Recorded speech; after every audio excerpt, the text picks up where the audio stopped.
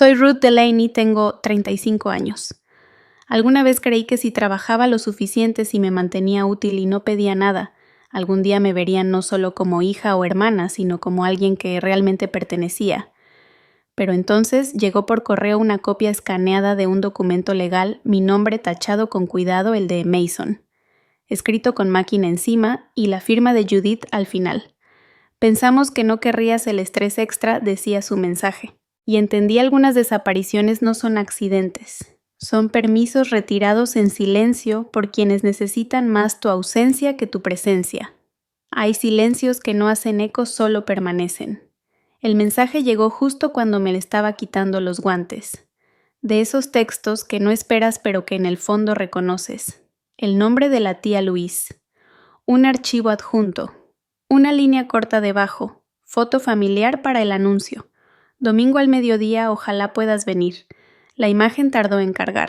8 personas, todos de frente sonriendo como si estuvieran alineados con algo sagrado. Mason al centro, por supuesto. Judith a su lado, su mano descansando apenas sobre su brazo. Walter en una esquina con esa corbata vieja que siempre se pone cuando hay cámaras. Todos parecían encajar. Yo no salía en la foto. Ni siquiera me invitaron cuando la tomaron. Mi nombre no aparecía en el encabezado del correo, pero el asunto decía imagen familiar completa. La miré el tiempo suficiente para notar un detalle en la esquina, una silla plegable, había sido retirada del encuadre.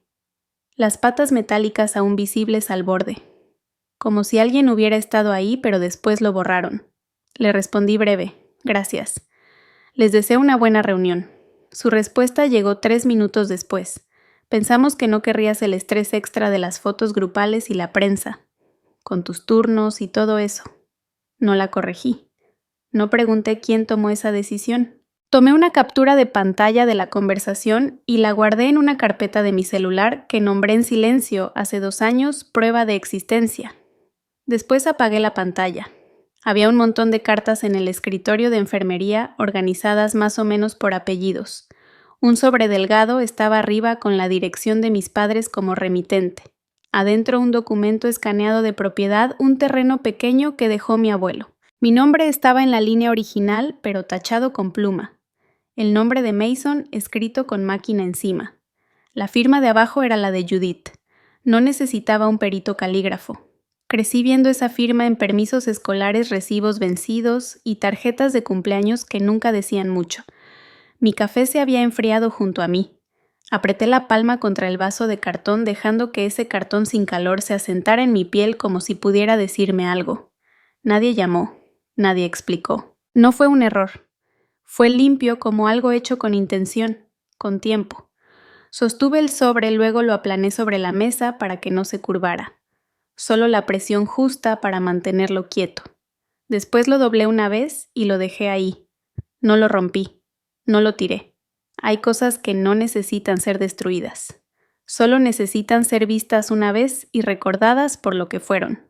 Cerré los ojos, no para dormir. Solo el tiempo suficiente para trazar una línea entre lo que era tolerable y lo que ya no lo era. Algunas personas aprenden a hablar menos. Yo aprendí a doblarme. Durante la preparatoria solía pasar la aspiradora después de las cenas de Acción de Gracias, no porque alguien me lo pidiera, sino porque Judith ya se veía cansada para cuando la mochila de fútbol de Mason caía sobre la alfombra. Lavaba todos los trastes, envolvía las sobras y rellenaba la hielera sin decir una palabra. Una vez limpié el baño de visitas antes de que ella notara que estaba manchado.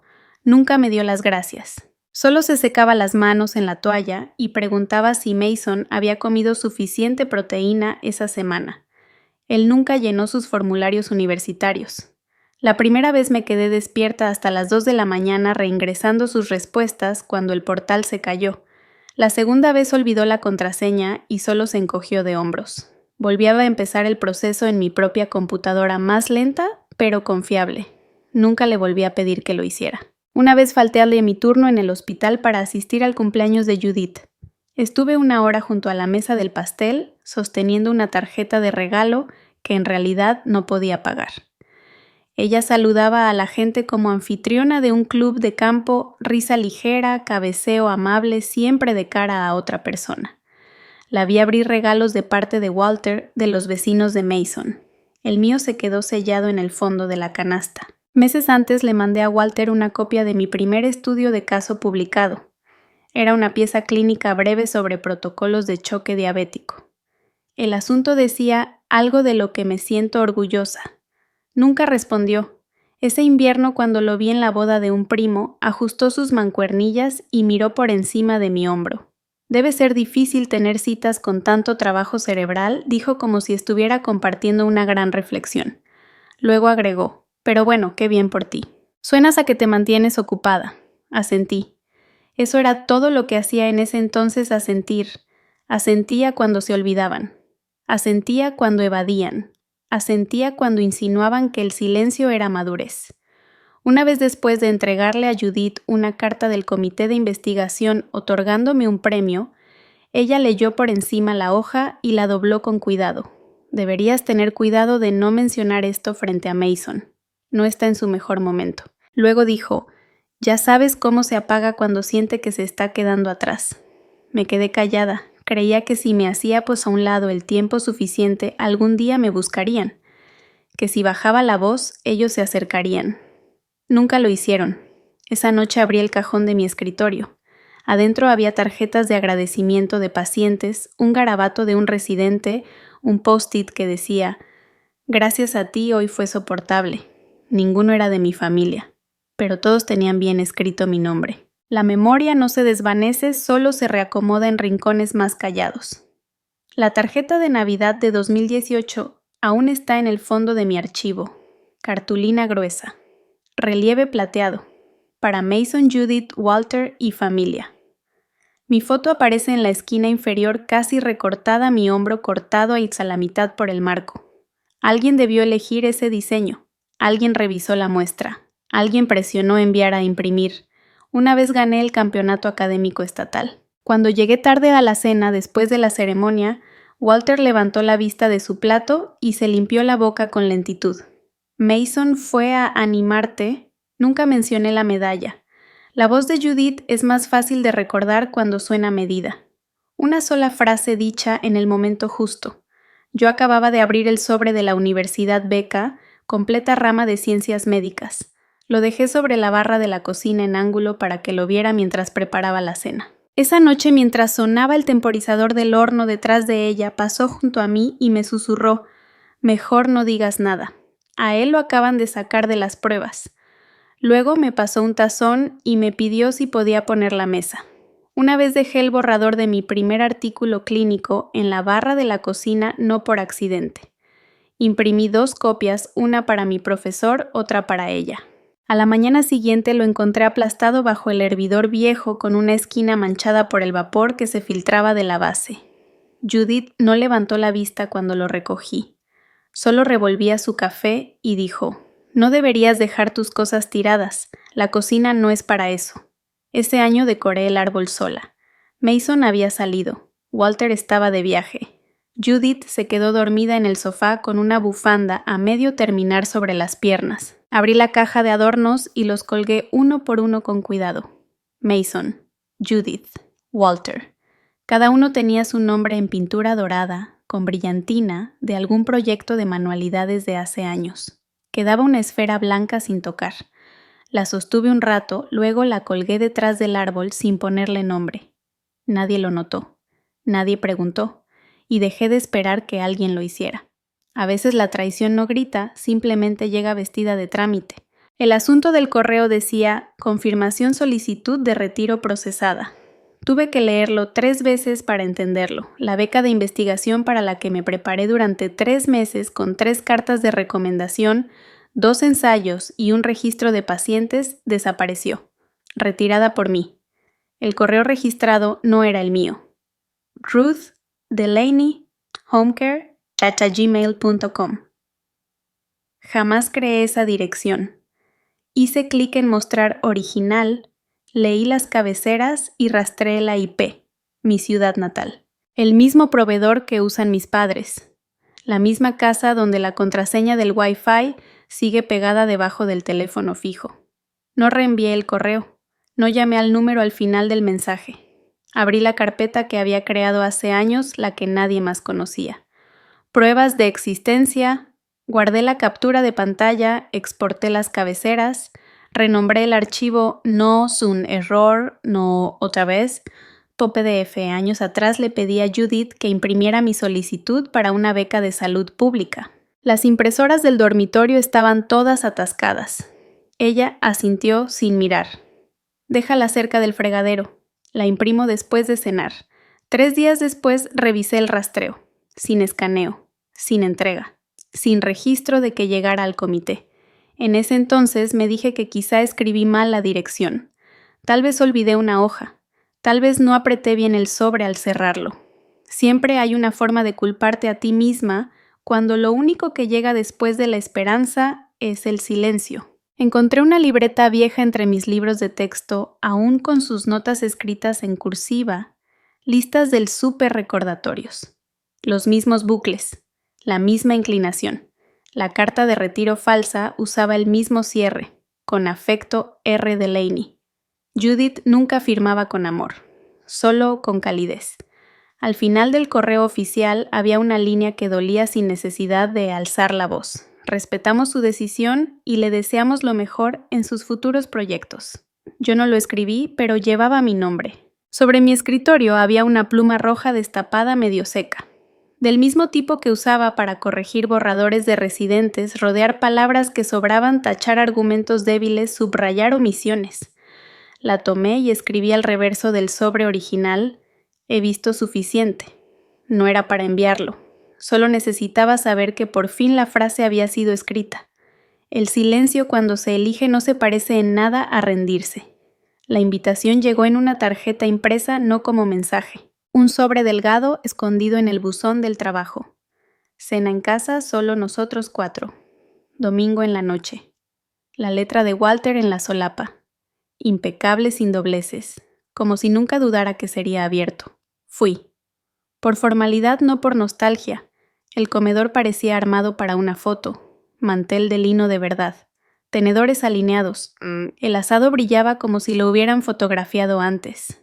Mason casi no habló. Picoteaba el plato con el celular vibrando en sus piernas. Judith sirvió vino solo en 3 copas. La mía quedó seca. Nadie preguntó por el hospital. Nadie mencionó la beca. Después del postre, Walter alcanzó una carpeta junto a la lámpara. Manila, doblada en la esquina. La empujó suavemente sobre la mesa con un dedo apoyado un segundo de más. Aquí está todo. Certificación de 2 años matrícula, cubiertas y firmas. Es local. No hay turnos nocturnos. Más fácil para los nervios. Judith levantó la mirada de la servilleta. Ya corriste suficiente. La enfermería es estable. Aún puedes ayudar sin tanta presión. Esto no es rendirse, es elegir paz. No toqué la carpeta. Miré la pluma al lado, negra tapada sin usar. Walter se recargó con la voz plana. Si de verdad quieres seguir en el campo, este camino tiene sentido. La palabra sentido se quedó flotando entre nosotros como humo que no se eleva. Me levanté, no en señal de protesta, solo lo suficiente para sentir el suelo firme bajo mis zapatos. Doblé la carpeta por la mitad, luego otra vez hasta que el papel se rasgó. La metí en el bolsillo del abrigo y subí las escaleras. El cuarto no había cambiado. La misma cortina con el borde desgastado. El mismo golpe en la puerta del closet. Empaqué lo que cupo 2 suéteres, un par de zapatos, el sobremarcado becas, plus cartas, la cajita de madera que guardaba debajo de la cama. Judith estaba parada al pie de las escaleras cuando bajé. ¿De verdad vas a abandonar tu propio nombre? ¿Por qué? Por extraños. No me detuve. No respondí. Hay preguntas que no se hacen para obtener respuesta. En la puerta trasera, el cerrojo hizo un clic suave cuando lo giré. Salí sin mirar atrás y dejé que la puerta se cerrara sola. No fue un portazo, solo un sonido claro y suave definitivo. La libertad no siempre se siente como alivio. A veces solo se siente sin adornos. El cuarto encima de la lavandería era más pequeño de lo que recordaba al firmar el contrato. El colchón no tenía base. La mesa de madera se ladeaba apenas de una pata, y la estufa tardó 2 clics en prender el fuego. Colgué mi abrigo del picaporte porque no había otro lugar donde ponerlo. En la pared sobre la ventana pegué una acuarela vieja, una que pinté a los 17, una casa chueca bajo un cielo pálido. Judith alguna vez me dijo que parecía inconclusa. Así la dejé. Trabajaba de noche en urgencias de 5 a 3.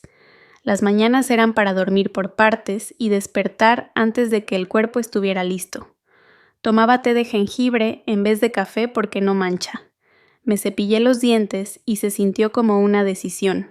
Escribía resúmenes de casos en una laptop de segunda mano con una esquina rota y los guardaba en una carpeta llamada borradores silenciosos.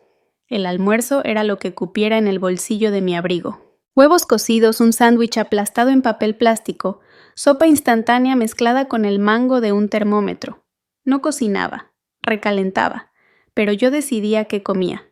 Una vez una estudiante me vio comer en la sala de descanso y señaló mi té. «Tomas lo mismo todos los días. ¿No te aburre?» Sonreí. La repetición no siempre es una rutina vacía. A veces es estructura. La lavandería de abajo funcionaba hasta tarde los fines de semana. No me molestaba el zumbido de las máquinas bajo el piso. Era más constante que las voces que ya no necesitaba oír. Cerca de la ventana fijé un trozo de papel de cuaderno roto doblado del tiempo que pasó en mi cartera. Lo había escrito durante un seminario de capacitación después de una conferencia especialmente condescendiente por parte de alguien que una vez olvidó mi nombre.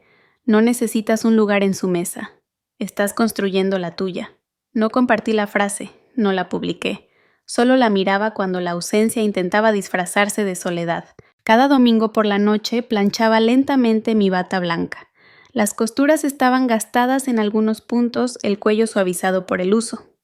Aún así, alisaba cada pliegue, suavizaba el frente, la doblaba con cuidado y la metía en mi bolso. Luego encendía una vela pequeña en una taza de cerámica que guardaba cerca de la ventana. No por ceremonia, no por consuelo.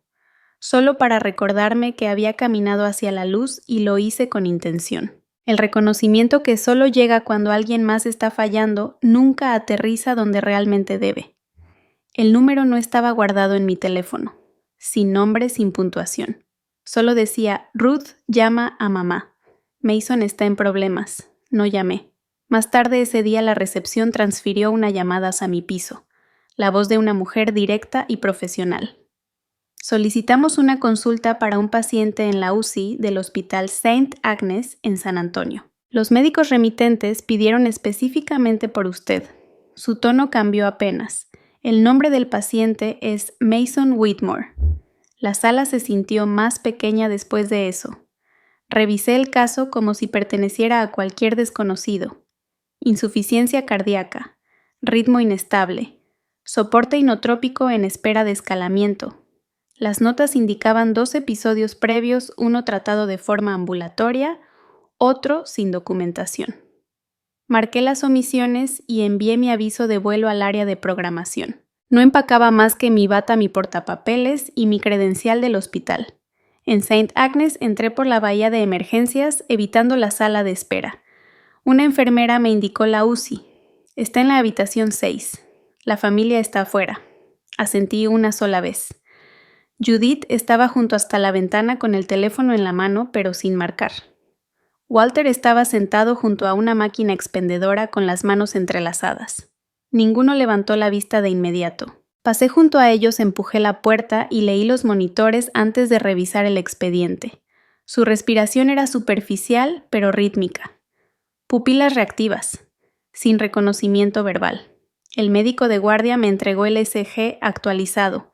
Ajusté la dosis de vasopresores, anoté el desequilibrio en los gases sanguíneos y firmé la dirección del tratamiento. Al salir, Judith dio un paso al frente con un tono plano. Podemos trasladarlo a Chicago, tu hospital tiene mejor tecnología. Le ayudaría. No fue un saludo. No fue una pregunta. Solo una petición unida a un nombre que no habían dicho en años. A menos que necesitaran algo. Le entregué mi tarjeta de presentación a la enfermera. Que el médico de guardia coordine a través de este número. Estoy disponible solo para aportar en temas médicos. Walter se levantó lentamente de su asiento. No tienes que ser tan inflexible. Sigue siendo tu hermano. Lo miré sin parpadear. Y yo sigo siendo tu hija. Eso no pareció importar antes. No respondió.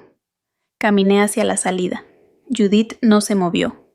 Apretaba su bolso como si fuera un guión que no había terminado de leer.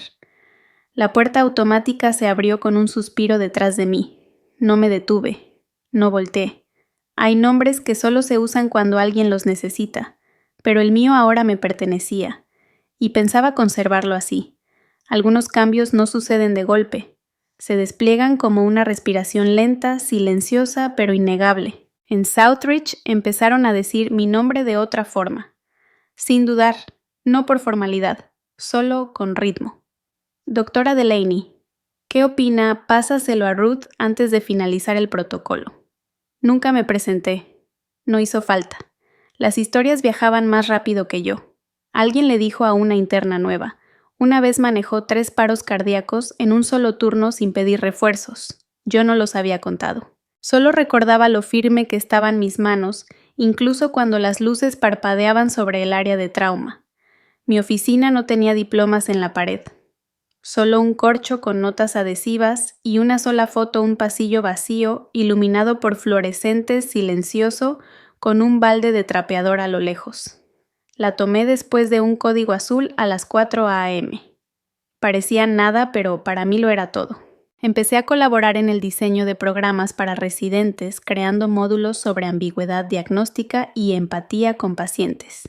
Sin votaciones de comité, solo un acuerdo silencioso de que yo debía estar ahí.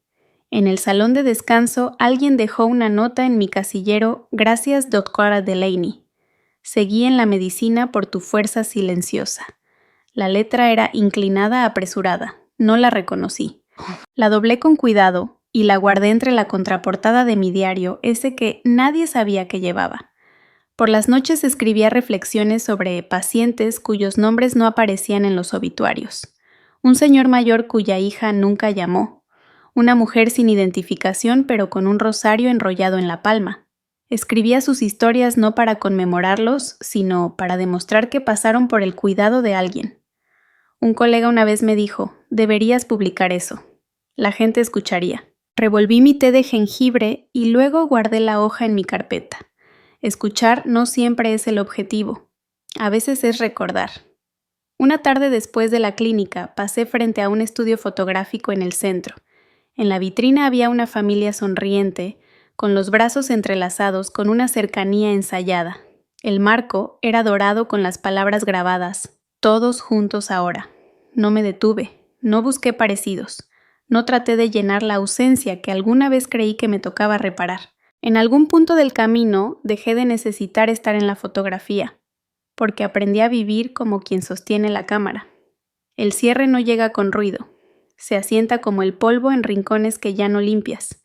El sobre no tenía remitente, de color crema doblado a mano, con un matasellos borroso de Texas en la esquina. Dentro un recorte de periódico local, Dr. Mason Whitmore recibe el reconocimiento a la innovación comunitaria. Su foto era más grande de lo que esperaba, corbata bien anudada, apretón de manos, firme, la sonrisa de un alcalde al lado de la suya. La cita debajo decía: «En medicina los invisibles sufren más. Ahí es donde debe comenzar el cuidado». No necesitaba verificar. Esa frase era de mi borrador para la beca, el que escribí hace 5 años y nunca envié. La encontré en una entrada de diario fechada el 14 de junio, todavía con mi propia letra. Él se había apropiado de las palabras. Otra vez. Debajo del artículo escrito en cursiva cuidadosa, con tinta azul, cada familia tiene a alguien que brilla. Algunos solo tardan más. La voz de Walter vivía en esas líneas, suave, concluyente, no cruel, solo ensayada. Volví a desplegar el recorte y lo coloqué al lado de mi teclado. No subrayé las frases robadas. No abrí el archivo de la verdad. Algunas cosas ya no merecen ser documentadas. Doblé la hoja una vez, luego otra, y la dejé caer en el bote de basura debajo del escritorio. Aterrizó suavemente entre un pañuelo usado y un recibo arrugado de la cafetería. Entré al portal de recursos humanos y actualicé mis registros profesionales. Eliminé Whitmore de cada línea, cada gafete, cada credencial institucional. Elegí Delaney, el apellido de mi abuela. Ella nunca decía mucho, pero una vez cuando yo tenía 10 años y esperaba bajo la lluvia afuera de una obra escolar, puso su abrigo sobre mis hombros sin decir palabra. Fue la primera vez que entendí lo que era protección sin condiciones. Redacté una carta notariada para el registro civil del condado. Por medio de la presente confirmo que ya no resido ni deseo estar asociada con el siguiente domicilio. Marqué la casilla que decía separación de afiliación doméstica. No por rencor, por precisión. Después abrí el celular y eliminé el chat familiar. Bloqueé el correo de Judith, borré mis mensajes de voz. Ya no quedaba nada que responder. De pie junto a la ventana de mi oficina, sostuve una taza de té con canela con ambas manos. Abajo la acera brillaba por la lluvia de más temprano. A lo lejos, el viejo vecindario permanecía en silencio. Ya no recordaba cuáles eran sus ventanas. Una sola hoja cayó desde el techo de la farmacia al otro lado de la calle. No cayó rápido. No ofreció resistencia. Simplemente se soltó. La paz no se anuncia. Solo deja de pedir razones para quedarse. El vapor del té de manzanilla se enroscaba hacia arriba lento y sin apuro. Había dejado de revisar mi correo antes de las 9. Algunas mañanas no lo abría hasta el mediodía. El mundo no se venía abajo. Llevaba puesto el suéter gris de mi abuela desgastado en los codos con mangas lo suficientemente largas para rozar mis nudillos al alcanzar la tetera. Una vez me dijo, la comodidad no se encuentra. Es algo que una permite. En ese entonces no lo entendí. Ahora no necesito hacerlo. Sobre la mesa descansaba un cuaderno de cuero desgastado en los bordes y 3 cartas sin abrir, 2 con sellos profesionales, una con una letra que no reconocí. No me apresuré a leerlas. No todo sobre necesita abrirse. No todo mensaje merece llegar. Supervisaba a los residentes 3 días a la semana. Ya no tomaba el turno nocturno. Enseñaba con diagramas con silencio, con esa firmeza que no necesita alzarse para sostenerse. Los más jóvenes me decían la calma al borde.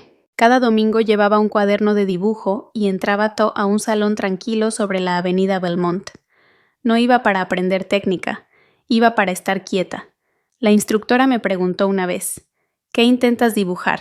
Le respondí, algo que solo yo necesito reconocer. En la repisa junto a expedientes y suéteres doblados, coloqué una foto en blanco y negro, solo un pasillo de hospital sin rostros, sin marcos, solo luz fluorescente y una sombra avanzando. Debajo una etiqueta que imprimí y pegué a mano. Estuve aquí. Y con eso bastó. En la parte trasera de mi diario escribí una sola frase con tinta azul. Vivir no es más ruidoso que el silencio, solo es más constante. Esa tarde caminé al pequeño parque detrás de la oficina postal. Los árboles ya comenzaban a vaciarse por el invierno. Una niña de unos 7 años cayó de su bicicleta a pocos pasos de mí. No lloró, solo soltó un suspiro de sorpresa y se raspó la rodilla. La ayudé a levantarse sujetando el manubrio con firmeza. Sus ojos notaron la esquina de mi bata blanca en la bolsa. ¿Eres doctora?, sonreí. No siempre, pero quizá hoy sí. Asintió y se fue pedaleando con un poco más de equilibrio. Me quedé un momento más bajo los árboles.